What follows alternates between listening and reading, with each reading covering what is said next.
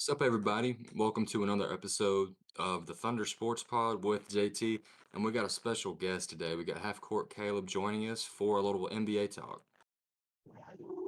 What's going on, guys? Half-CourtKaleb.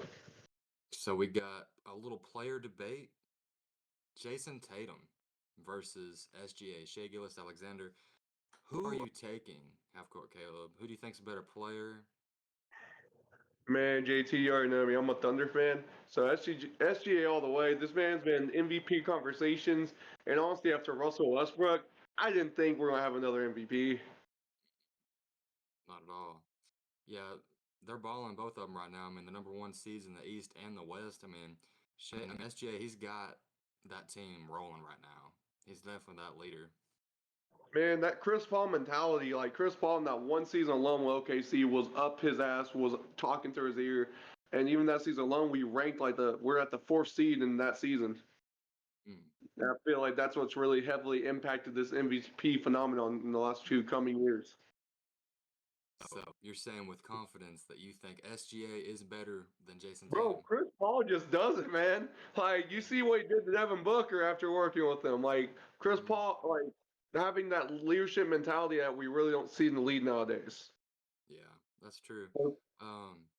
Me personally, I've got Tatum right now. I think he's better currently than SGA, and I'll tell you why. Because he has longevity, and one of the biggest reasons why you can make an argument that he has more talent around him in Boston, but I think he has his peak right now. He's in his prime, and SGA is entering his prime.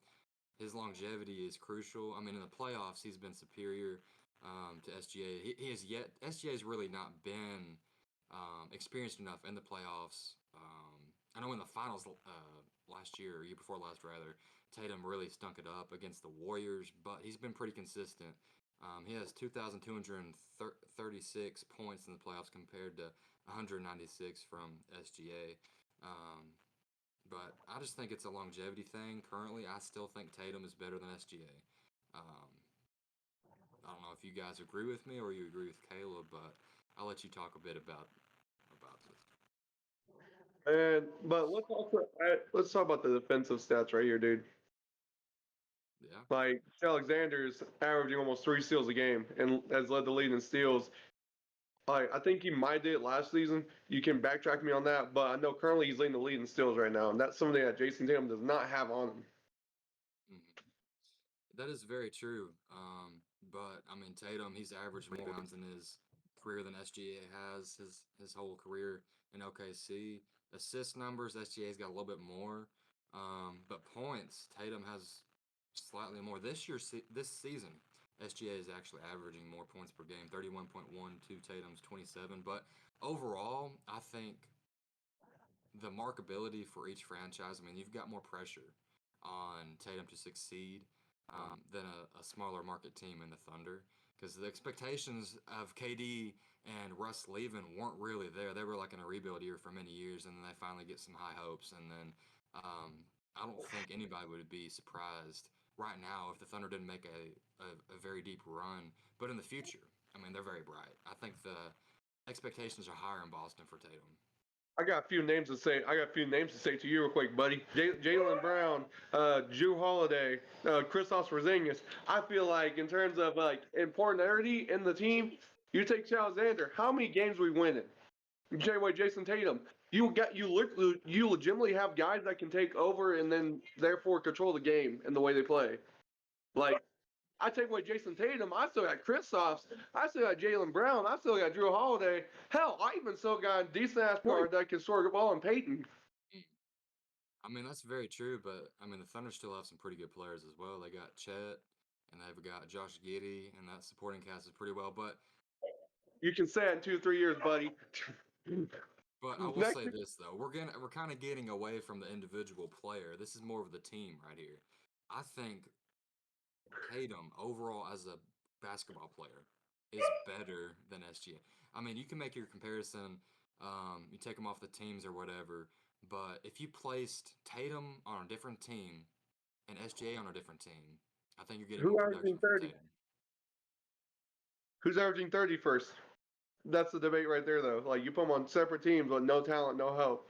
like the Phoenix Suns back in the day. You would slap on one of those teams. Who's averaging I mean, 30 for? they've both averaged 30 in their career. I mean, Tatum did it last year. SGA did it last year. Um, I mean, honestly, you kind of think about it. Who would you rather have on your team? Would you rather have a guy in a guard like SGA who's pretty good at defense and can facilitate pretty good, or do you want a guy that can take over a game in Tatum? So But you say it's wait, SCJ can take over a game. Like I've seen not this like glorious Tatum man. can, like Man, Jason Tatum no, can. no, I've seen this man like, and I've called out watching OKC in real life, like physical real life. Like, there's been points where I saw this man. Looked to my uncle one day. We were watching a physical game even last year. I was like, give this man 2.2 seconds. He's about to hit a three. My uncle looks at me surprised. You know what he does? He just hits clutch like Russell Westbrook. This is our version of Russ. Like, like I'm just saying, man. For OKC, this is winning times, man. I could see you can see me being parading you off in like 2 years. I will I say will be this: shirtless at uh, parade, man. something very interesting about these two players, though. What? Both players have improved every single season in the NBA with points per game. Like it's increased every year for both of them. Really? Yeah. I feel like the talent's increased on both squads in the last few years too, though. Mhm. It's weird because it's like I feel like Jay, Will, or Ted, one of those guys is going to be the second All Star. It sucks to say that, but like, Mhm. Yeah, but I really do think when it boils down to you've got the longevity with Tatum, and you can't really buy into the recency bias of these young great stars. They've got to put it into work a multiple year of seasons, like more than just one season of excellent play. I'm gonna say SGA is gonna be a great star. Him and are the future of the league, but I think Tatum is still better right now.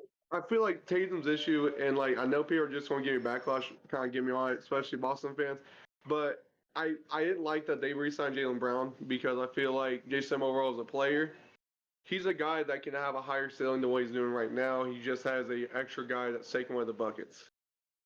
Yeah. Like it's gonna be a thing of if they win the NBA championship and take legacy, love Jaylen Brown to death, love him as a player, but that takes away from his legacy because you're gonna be comparing it to Shaquille O'Neal and Kobe Bryant. Well, Keem won one without Jalen. I mean, when you think about all-time great duos, it's usually a guard and a forward or a big man, and they're both forwards. So, I mean, Uh, guards. Tatum can. I mean Brown. You can say he's a shooting guard. He plays the three a lot for Boston, but I mean, he's you could classify him as a shooting guard if you wanted to, but I don't know. I mean, people thought this duo would not succeed in Boston, but I think it's been pretty good. If they win a championship, they've got to definitely lock both in for the long term. But I do agree. I think the contract was a bit excessive. Paying him, being the most paid NBA player in the history of the sport, I don't agree with. But I think he's a good compliment to Tatum. Like I honestly, it's like I had something thinking about it, but when it comes down to Jason, like I was watching a podcast that had Gordon Hayward on it about like just a few days ago, and Gordon Hayward talked about how Boston had always been confident in this duo. Like Boston as an organization has always known that Jason Tatum and Jaylen Brown are going to do the things they're doing. They didn't realize they're going to do them as fast as they did. They thought by now they would just be now hitting their stride, Yeah, that but they're makes starting sense. to. But Are, I don't know. We'll see. Maybe we can get a OKC Thunder and Boston Celtics finals matchup this year. I don't see it, man. I was predicting third seed at the beginning of the year. Everyone thought I was crazy, but now we're first seed, and I'm just like, oh, boys, we looking like 2012 again. What Like a my year. franchise, like Boston, man, like shit. Like we talk about sports, we got two franchises doing extremely well, and it's good to see. Oh yeah, we'll have to wait and see how far both of them make it. But everybody, let us know down below who are you taking. Do you think SGA is finally surpassing Jason Tatum, or do you think Tatum is still the superior player? Are they just evened out right now? Yeah, very true. But thank you for Half Court Caleb joining us, and it's been a pleasure. Thanks for allowing me to join. See you, everybody. We are out.